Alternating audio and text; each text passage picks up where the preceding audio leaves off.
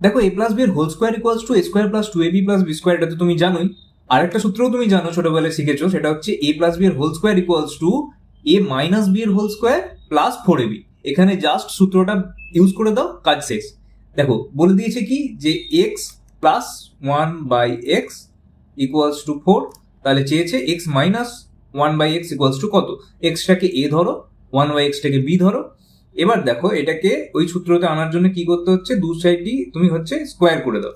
Square করলে ওই সূত্রে চলে আসবে কি করে, x plus one by x এর হোল স্কোয়ার মানে হচ্ছে এ প্লাস বি এর হোল স্কোয়ার সমান কি বললাম, এ মাইনাস বি এর হোল স্কোয়ার প্লাস ফোর এ বি। তার মানে এখানে কি হবে, এ মাইনাস বি তার হোল স্কোয়ার প্লাস ফোর এ বি, মানে যে four into x into one by x.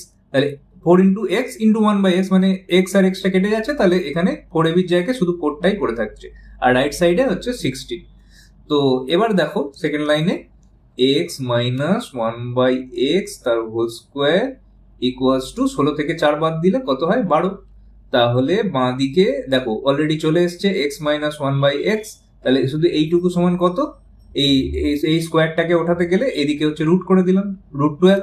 √12 মানে হচ্ছে 12 সমান কত, 2 ইন্টু 2 ইন্টু 3, 2 দুগুণে 4, 3 এ 12। তাহলে দুটো 2 একটা 3 ভেতরে থাকছে, তার থেকে একটা 2 বাইরে চলে আসছে, আর ভেতরে থাকছে √3। তাহলে এই হয়ে গেল আনসার, এখানে আমাদের অপশন বি ডান।